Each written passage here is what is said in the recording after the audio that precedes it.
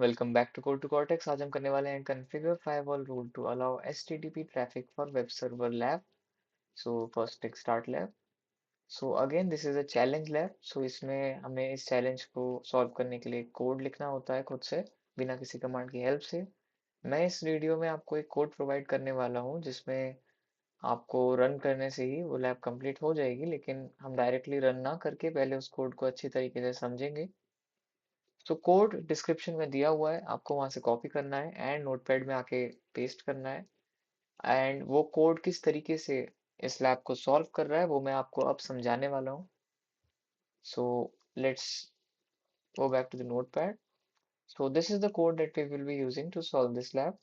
So now we will be discussing this command. So gcloud compute firewall rules update allow http rule.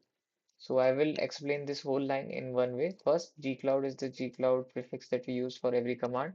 Compute means that we are using a compute instance command for this.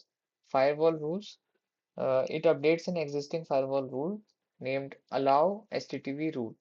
Okay, it does not create a new rule, it just modifies the current configuration. Okay, so now next part is the allow TCP 80. What does this do? It allows the TCP traffic on port 80, which means the web traffic. And next, here, as you can see, the source ranges command. What does this does? This allows traffic from any IP address in the world. Okay, basically it makes it publicly accessible for everyone. Next is target tags allow HTTP.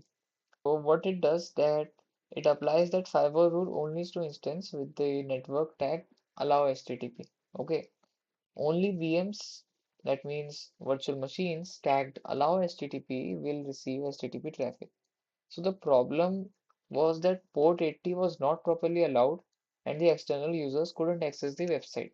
But after using this command, what we do is that we update that TCP port 80 is open, traffic is allowed from everywhere, and the web page loaded using the VM's external IP. So copy this command and paste it here, hit enter.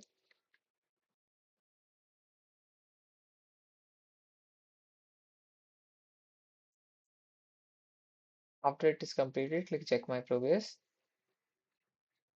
And congratulations, the lab is complete. If this video was helpful and you learned something from it, give it a like and subscribe our channel for more such videos. You can just simply end this lab.